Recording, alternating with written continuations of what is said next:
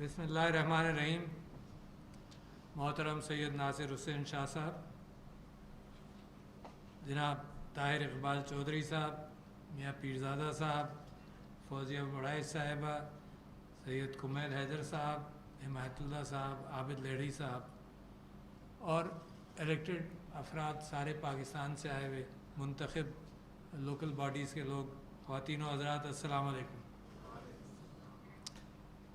मैं मशकूर हूँ आप सबका, यूरोपियन यूनियन का, कॉमनवेल्थ लोकल गवर्नमेंट काउंसिल्स का, और कि इतना अच्छा प्रोग्राम आपने किया होगा, क्योंकि जो मैंने सुना आपकी गुफ्तगू से तो काफ़ी पूरे एक दिन बहस मुबाहिसा और उसकी बुनियाद पर कोई रिकमेंडेशंस होंगे, और आज की भी आपकी महफिल चलती रही, तो मैं समझता हूँ कि जिन लोगों ने इसका एहतमाम किया वो बहुत अच्छा काम किया। और मेरे ख़्याल से इत्तेफाक़ राय हमेशा की तरह निकला कि लोकल गवर्नमेंट एक अच्छी चीज़ है। अच्छा, अब मसाइल कहाँ हैं ये भी तो देखें ना। तो बड़ी अच्छी चीज़ है, सब लोगों ने तारीफ़ की होगी, बेहतरीन चीज़। मसाइल कहाँ हैं? मैं समझता हूँ कि आइन के अंदर मैंने तलाश किया आज आपके पास आने से पहले कि क्या कहाँ कहाँ ज़िक्र है, तो तकरीबन 20-22 जगहों पर लोकल गवर्नमेंट के एतबार से ज़िक्र है, जहाँ इस बात का कि हुकूमत के इदारे हैं तो लोकल गवर्नमेंट का भी इदारा है, जहाँ इलेक्शन कराना है कि election commission of Pakistan local government का भी इलेक्शन कराएगा। मगर जो उसकी रूह है वो आर्टिकल 32 में है कि जिसके अंदर कि स्टेट जो है वो ज़िम्मेदार है इफ़ेक्टिव लोकल गवर्नमेंट के निज़ाम के लिए। शैल एनकरेज का लफ्ज़ इस्तेमाल किया है, कोई ज़्यादा पाबंदी नहीं की स्टेट पर, कहा कि सिर्फ एनकरेज करना है। अच्छा, मगर हम और आप जिस खत्ते के लोग हैं, फिर आगे जाकर 140A के अंदर ज़्यादा वजाहत की गई कि each province shell establish the local government system. उसके बाद आइन ने छोड़ दिया कि सूबे जो हैं वो अपना बल्दियाती निज़ाम ख़ुद तय करें। पाकिस्तान के अंदर इख्तियारात और रिसोर्सेज का एक स्ट्रगल है, सिर्फ पाकिस्तान में नहीं, दुनिया में हर खत्ते में है, पाकिस्तान में भी है। और ये जब से पाकिस्तान बना, जब से ये सिलसिला चलता रहा, एक स्ट्रगल हुआ वन मैन वन वोट के एतबार से मशरक़ी पाकिस्तान के साथ, वो भी रिसोर्स और पावर दोनों का स्ट्रगल था। ठीक है, कुछ लोग इस बात की कोशिश करते रहे कि पैरिटी हो, मशरक़ी पाकिस्तान की पॉपुलेशन ज़्यादा है, मगरबी पाकिस्तान की कम है, मगर सबकी पैरिटी हो ताकि रिसोर्सेज पर कंट्रोल रहे। और इसी कोशिश के अंदर आपस में गलतफहमियाँ बढ़ती गईं, और नतीजा जो है वो हम पर और आप पर, सब पर ज़ाहिर है कि क्या हुआ फिर वहाँ। जो भी हुकूमत आती है, एक तो हर शख्स की ख्वाहिश ये होती है, सूबे की, डिस्ट्रिक्ट की, लोकल काउंसिल्स की, कि हमें रिसोर्सेज भी मिले और हमें ताकत भी मिले। जमहूरियत का हुस्न यही है। तो हर जमहूरी क़ुव्वत की ख्वाहिश होती है कि जी ताकत का डेवोल्यूशन हो। सेंटर की तरफ देखते हैं तो सूबा कहता है कि ताकत हमें दो, सूबे की तरफ देखते हैं तो जब नीचे वाले लोग कहते हैं कि ताकत हमें दो, तो कहीं ना कहीं कोई प्रॉब्लम हो जाता है इसमें अगर आमिर आता है तो आमिर जो है वो बीच के लेवल को डाइल्यूट करता है, वो सियासतदानों को डाइल्यूट करता है, प्रोविंशियल नेशनल असेंबलीज़ को डाइल्यूट करता है, और नीचे बल्दियात पर जाने की कोशिश करता है। ये अयूब खान के ज़माने में 1962 में बेसिक जमहूरियत का निज़ाम शुरू हुआ, जिसमें शायद 5000 या 4000 लोग मिलकर एक बीडी का इलेक्शन लड़ते थे। उसमें से 8-10 या 15 बीडी के लोग अपना चेयरमैन मुंतखब करते थे, और 80,000 का तकरीबन उन्होंने एक पूल बनाया जिसकी बुनियाद पर सदर भी इलेक्ट हो रहा था उसी पूल से। तो वो आसान था कि 80,000 लोगों के साथ ख़रीद व फ़रोख्त हो जाए, तो जो सदर है वो सही मुंतखब हो जाए जो उनकी ख्वाहिश थी। तो इस तरह से वो जो बल्दियाती निज़ाम था वो बल्दियात के नाम पर कायम हुआ, बल्दियात का काम किया, मगर उसके नीचे नीयत मुख्तलिफ थी। कोई लोग बच्चों से ये उम्मीद करते हैं कि ये बुढ़ापे में हमारी खिदमत करेगा, کچھ لوگ ایسے بھی ہوں گے جو سوچتے ہوں گے کہ یار یہ بھی لوٹ مار کر کے ہماری خدمت کر دے گا. تو وہ نیت جو تھی اس بلدیاتی نظام کے پیچھے وہی گڑبڑ تھی. پھر 79 میں آیا جیسے آپ نے ذکر کیا, پھر 2002 میں آیا. مگر میں آپ یہ اگر سوچ رہے تھے جو تقریر میں کہا کہ جی ریاست کی میں کوئی پوزیشن دوں گا, تو ریاست کی پوزیشن تو آئین ہے. حکومتوں کی پوزیشن مختلف ہوگی اور حکومتوں کے ریپرزنٹیٹیوز یہاں آ کر بات کر کے گئے ہوں گے, مگر ریاست کی پوزیشن تو آئین والی ہے نا, وہی میں آپ کے سامنے رکھوں گا بھی. مگر ذرا سوچے تو صحیح کہ آپ کی تاریخ کیا ہے. میں ایک انوکھی بات آپ کے سامنے آج کر رہا ہوں. دنیا کی پرانی سویلائزیشنز صرف دریاؤں کے گرد ہوئیں. یورپ کے اندر ڈینیوب کے گرد, اس کے بعد ٹائیگریس, یوفریٹس, نائل اور دریائے سندھ. 5 سویلائزیشنز. سومیرین سویلائزیشن ٹائیگریس اور یوفریٹس کے ساتھ, فرعون کی سویلائزیشن, مصر کی سویلائزیشن نائل کے ساتھ, اور موہنجدارو اور ہڑپا والی اور ٹیکسلا والی سویلائزیشن جو ہے وہ دریائے سندھ کے ساتھ ہوئی.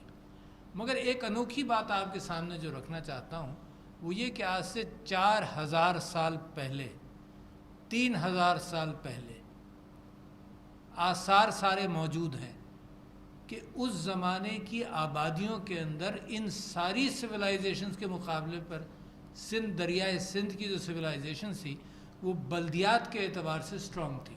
یہ آپ کی ہسٹری. کیسے سٹرونگ تھی؟ کہ کمیونل لیونگ تھی. بہت بڑی کوئی باؤنڈری نہیں تھی کہ جنگ و جدل کا کوئی یہاں پر آثار نہیں ملتے, ہتھیاروں کے آثار نہیں ملتے موہنجدارو میں, مگر کمیونل لیونگ کے آثار ملتے ہیں. بلدیات کا نظام ملتا ہے. اور بلدیات کا نظام کیا کہ رننگ واٹر دریائے سندھ سے اس موہنجدارو کے تھرو گھروں کے پاس سے گزرتا تھا. رننگ واٹر, سیویج کا نظام تھا. یہ پہلی سویلائزیشن ہے جہاں گھر کے اندر بھی لیٹرین کا انتظام تھا. پہلی سویلائزیشن ہے. اور وہاں سے سیویج باہر جاتا تھا اور اوپن ڈرینیج, کیونکہ پائپ وہاں بنتے نہیں تھے, اوپن ڈرینیج تھا, اور اوپن ڈرینیج کہیں مین سیویج لائن میں جاتا تھا. یہ 3-4 ہزار سال پہلے. اور دنیا کے مورخ کہتے ہیں کہ یہ پہلی مثال ہے کمیونل لیونگ کی جس کے اندر کوئی بلدیات کا نظام تھا, لوگ بیٹھ کر طے کرتے ہوں گے. اور ایسا بھی نہیں ہوا کہ آبادیاں بنتی چلی گئیں اور اس کے گرد پھر گاؤں بن گیا. ایسا نہیں ہوا. پوری پلاننگ کے تحت سڑکوں کا لے آؤٹ ہوا. یہ تو آپ کی تاریخ ہے. اور اتنی اچھی تاریخ کے ساتھ جب ہم آج کا پاکستان دیکھیں تو ابھی بھی ہمیں اوپن ڈرینیج نظر آتا ہے 3-4 ہزار سال پہلے کی بات. آج بھی وہی نظر آ رہا ہے. تو لہٰذا کہیں نہ کہیں ہمارے ساتھ خامیاں ہوئی ہیں, بہت ساری خامیاں ہوئی ہیں. کس خامی کو اور کس چیز کو ہم روئیں گے. مگر میں آپ سے بات کرتا ہوں, ایک جیرڈ ڈائمنڈ ایک آتھر ہے, اس نے ایک کتاب لکھی. اس نے کہا جی پہلے ہر کام کے اندر پہلے پرابلم کو آئیڈینٹیفائی کریں. اور میں نے ایک پرابلم آپ سے آئیڈینٹیفائی کیا کہ یہ اچھا ہوتا, اور ابھی بھی امکان ہے اس بات کا, کہ آئین کے اندر ذرا زیادہ ڈسکرپشن ہو. اب ہوتا یہ ہے کہ ہر کام کے لیے پھر آپ کورٹس میں جاتے ہیں امپلیمنٹ کرانے کے لیے کہ آئین کی روح یہ ہے. پھر آپ انٹرپریٹ کرتے ہیں ان چند الفاظ سے کہ آئین کی روح یہ ہوگی. تو میرا دل یہ چاہتا ہے کہ آئین کے اندر ڈسکرپشن اگر تھوڑا سا زیادہ ہو تو وہ روح کی عکاسی بھی کرے گا. مگر کیونکہ یہ ڈیوالوڈ سبجیکٹ ہے, یہ ذمہ داری صوبوں کی رہنی چاہیے. مگر اسپرٹ تو آئے گا. لوکل گورنمنٹ صرف کہہ دینا, جیسے جمہوریت کہہ دینا. جمہوریت کی جب آپ اس کا سٹرکچر بنانے جائیں گے تو اس کا آئین ہوگا. صدارتی یا پارلیمانی بھی کہہ دینا آسان ہے, بحث بھی بڑی ہوتی رہتی ہے, مگر ہر چیز کا نظام ہے. کوئی جمہوریت دنیا کی کسی اور جمہوریت سے میچ نہیں کرتی. کوئی جمہوریت, ہر جمہوریت کے ساتھ کوئی آئین ہے, ہر حکومت کا کوئی آئین ہے. افغانستان میں بھی کوئی لکھی ہوئی ڈاکومنٹ کی فکر ہے تو طالبان جو آج حکمرانی کر رہے ہیں انہوں نے یہ کہا کہ بھئی ہم کوئی آئین پرانا ہی آئین لے کر چلیں فی الحال. تو انہوں نے کہا ظاہر شاہ کا جو آئین ہے اس کو ہم لے کر کام تو شروع کریں اپنا, پھر اس کے بعد آپ تبدیلی کرتے رہیے گا. تو لہٰذا کوئی جمہوریت ایک سی نہیں ہے, کوئی بلدیاتی نظام ایک سا نہیں ہے, جو کہتا ہے غلط کہتا ہے. ہر جگہ کی روح اور اسپرٹ کے اعتبار سے بنتا ہے. ہمارے یہاں بلدیاتی نظام تھا, پنچایت تھا, جرگہ تھی, وہ سول سائٹ پر یا کرمنل سائٹ پر بھی فیصلے کرتے تھے جو پاکستان کا آئین اور پاکستان کا نظام بننے کے بعد ان فیصلوں کے اعتبار سے وہ ایڈمنسٹریٹو فیصلوں کے اندر آ گئے. مگر آپس کے جھگڑے, آپس کی بہت ساری چیزیں, وہی پنچایت اور جرگہ, اس کو ہندوستان نے پنچایت سسٹم کو باقاعدہ ریکگنائز بھی کیا اور پہچان لیا. وہی چیز ہے کس قانون کے تحت. جرگہ بھی بذات خود لوگوں کے سامنے اگر جرگہ کا ذکر کرو تو وہ ڈرانے کے لیے کافی ہوتا ہے نا.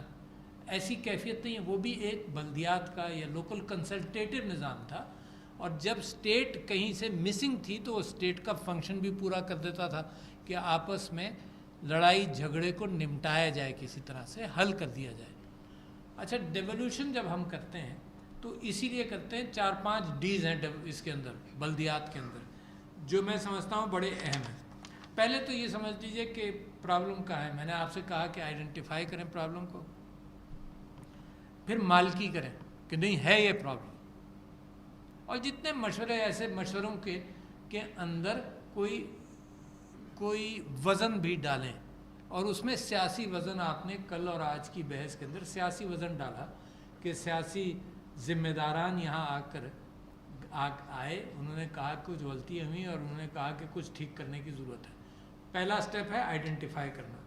دوسرا سٹیپ کرنا ہے کہ مالکی کرنا, اب ہم نے کچھ کرنا ہے.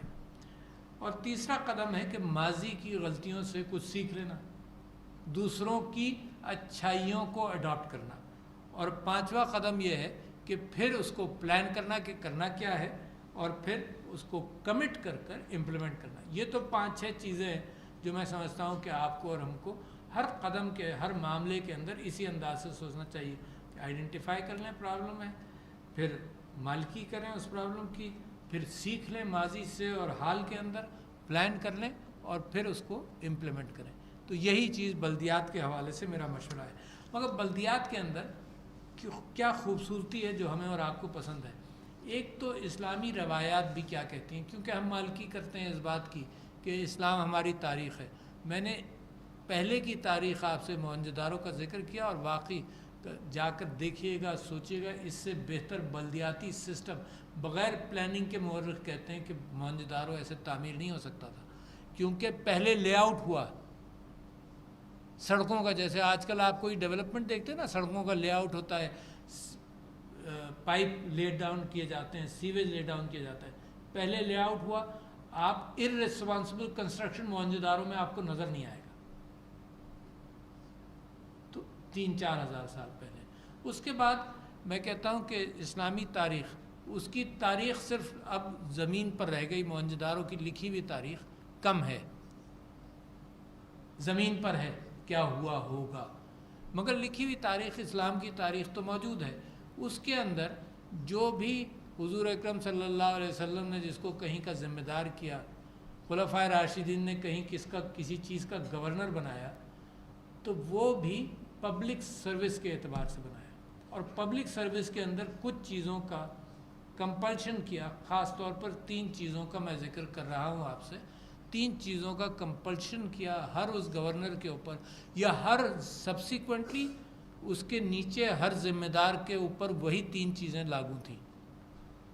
اس میں سے کچھ ممکن ہے, کچھ نہیں ممکن ہے. ایک یہ ہے کہ لوگوں سے رابطہ بے انتہا ضروری ہے, تو اس میں سے پہلا یہ تھا کہ جو عمال بنایا جائے, ذمہ دار ایگزیکٹو بنایا جائے, اس کی ذمہ داری یہ ہے کہ مسجد میں جمعے کی نماز پڑھائے. تو میری درخواست ناصر حسین شاہ صاحب سے پہلی تو یہی ہے. مگر وہ صرف اس کی اسپرٹ کیا ہے, اس کی اسپرٹ یہ ہے کہ لوگوں سے رابطہ رہے اور ہفتے میں 1 دن ہو جائے رابطہ. پہلی اسپرٹ. دوسری اسپرٹ وہ بھی ذرا سی مشکل ہے, میرے لیے بھی ممکن نہیں, میں صرف ذکر کر رہا ہوں کہ اسپرٹ دیکھ لیں. مگر حکم کیا تھا؟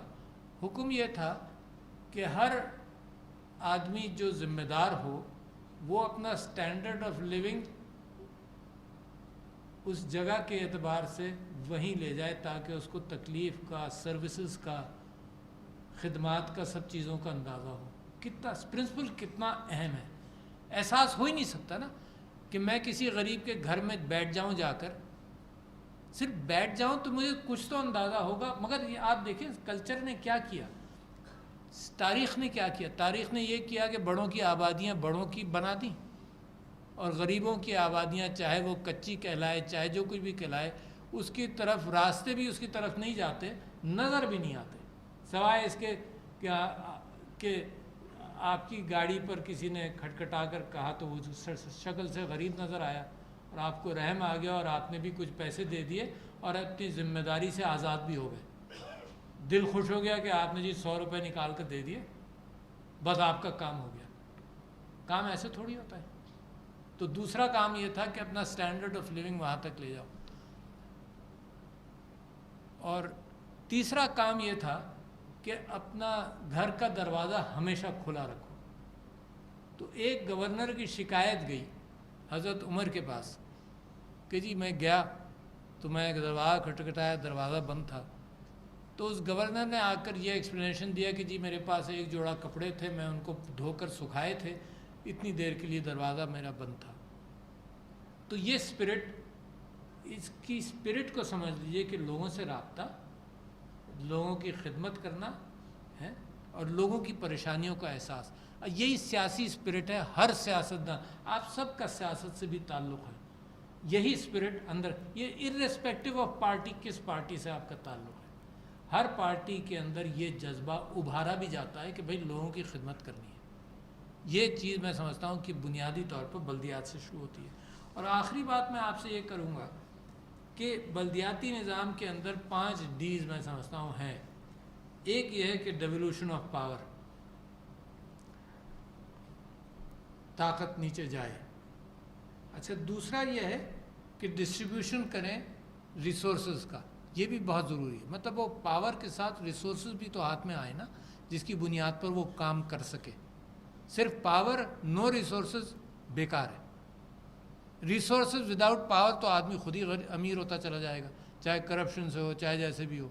تو devolution of power and distribution of resources, یہ NFC ایوارڈ، PFC ایوارڈ اگر جہاں ہے جہاں نہیں ہے یہ بھی یہی ہے. اس کے ساتھ diffusion of power and authority, یعنی پاور بڑی مضبوط چیز ہوتی ہے، بڑی طاقتور چیز ہوتی ہے، بڑی پریشان کن چیز ہوتی ہے. اور آج کل میں ایک مثال دیتا ہوں کہ بائبل نے ایک جانور کا نام لیا لیویاتھن، اور ہابس نے اس کے اوپر ایک کتاب لکھی لیویاتھن کے اسٹیٹ جو ہے وہ ایک بہت بڑے جانور کی طرح ہے. اور اس کو بیلنس کرنے کے لیے 2 چیزیں ممکن ہیں. اگر اسٹیٹ بہت طاقتور ہو جائے تو وہ ڈکٹیٹر اور جانور کی صورت اختیار کرتی ہے، اور بالکل اس کی کوئی اتھارٹی نہ رہے تو وہ انارکی بن جاتی ہے. تو دونوں چیزیں قابل قبول نہیں ہیں. تو ایک بیچ میں چھوٹا راستہ ہے جس کے اندر اسٹیٹ کی چیزوں کو تھوڑا سا کنٹرول کیا جاتا ہے، تھوڑا سا اس کی ریسورسز، اس کی طاقت ڈیفیوز کی جاتی ہے تاکہ اس کے اندر لوگوں کی رائے بھی چلے. کوئی انارکی کسی طبقے کی نہیں، آٹوکریسی یا مونارکی کسی طبقے کی، اور ٹوٹل انارکی دونوں نہ. تو یہ بیچ کا راستہ ہے. تو اس کے لیے ڈیفیوژن آف پاور، جو میں نے آپ سے کہا کہ تیسری چیز بڑی اہم ہے. اچھا جی، اس کے ساتھ سر مینجمنٹ کی ڈی کنسنٹریشن ہے کہ مینجمنٹ بھی نیچے تک آ جائے، صرف اوپر کا نہیں ہو. آپ کو یاد ہو، میں نے ابھی آپ سے ذکر کیا کہ مشرقی پاکستان، کیپٹل مغربی پاکستان میں لوگوں کو جب مسائل، یہ تو بڑی ایفیشنٹ سسٹم ہونا کہ جی کوئی پورٹل بن جائے، پورٹل پہ جاؤ تمہارے سارے کام ہو جائیں. ورنہ ہر کام کے لیے لوگوں کو یا تو جہاز سے ڈھاکہ سے کراچی آنا پڑتا تھا جو کیپٹل تھا، یا پھر اسلام آباد جانا پڑا. اور مزید مشکل جو سمندری جہاز سے آئے وہ پہلے کراچی لینڈ کیا اور کراچی لینڈ کر کر پھر اسلام آباد آئے. تو یہ جو ڈیفیوژن آف، جو چوتھی چیز میں آپ سے کہہ رہا تھا کہ مینجمنٹ کی ڈی کمیشننگ، نیچے تک مینجمنٹ جو ہے اس کی ڈی کنسنٹریشن ہو جائے. اور 5واں جو ہے وہ ڈی سینٹرلائزیشن ایڈمنسٹریٹو سروس کا بھی ہو جائے، یعنی جو سروس کا کیڈر ہے وہ بھی ڈی سینٹرلائز ہو. تو ایک تو الیکٹڈ کیڈر ہوا، ایک سروس کیڈر ہوا. سروس کیڈر ڈی سینٹرلائز ہو کر وہیں کے لوگوں کو آپ ملازم بھی رکھیں گے، وہ جو وہاں سے واقف ہیں. میں پبلک اکاؤنٹ کمیٹی میں نیشنل اسمبلی میں جب 2013 سے 18 تک تھا تو بڑا پرابلم میں نے فیس کیا. پرابلم کیا تھا جی؟ کوئی پیراگراف آیا، وہاں پر رپورٹ آتی ہے، رپورٹ آئی کہ جی فلانا ادارہ جو ہے اس میں بڑا کرپشن ہوا، یہ ہوا وہ ہوا. اچھا جی، جو صاحب بیٹھے ہیں وہ سیکرٹری ہیں وہاں، تو میں نے ان سے پوچھا کہ بھائی، اور یہ 5 سال ہوتا رہا میرے ساتھ، میں نے پوچھا کہ بھائی یہ کیا ہے، یہ تو بہت زیادہ کرپشن ہے. تو وہ سیکرٹری صاحب وہاں سے کہتے ہیں کہ جی میں تو ابھی آیا ہوں 3 مہینے پہلے. چلو اب اس سے کوئی سوال ہی نہیں ہو سکتا. اچھا اب کسی کو یہ نہیں پتا، یاد بھی تو نہیں رہتا نا کہ اس سے پہلے کون سیکرٹری تھا. 1-2 مہینے بعد جہاں پر وہ اب سیکرٹری ہے اس کا پیرا آیا. اب ہم دیکھ کر کہہ رہے ہیں کہ یار تمہارے یہاں تو بے انتہا کرپشن ہے. کہتا جی میں تو 3 مہینے پہلے آیا ہوں. تو لہٰذا کوئی مالکی نہیں ہے کہیں. یہ ٹوپی ڈرامہ ہمارے ساتھ چلتا رہا جو یہاں تھا یہاں سے وہاں چلا ہو گیا. تو اگر لوکل ایڈمنسٹریشن بھی لوکل ہو تو کم سے کم جو گڑبڑ کر وہ کہیں دور نہیں جائے گا. بلدیات والے لوگ اور آبادی کے لوگ اس کو پکڑ تو سکیں گے. تو جیسے آپ لوگوں نے بہت ساری خواہشات کا اظہار کیا ہوگا، تو میں بھی ریاست کی طرف سے اصول آپ کے سامنے رکھ رہا ہوں اور اپنی خواہشات کا اظہار کر کے آپ سے اجازت چاہوں گا. بہت شکریہ خواتین و حضرات.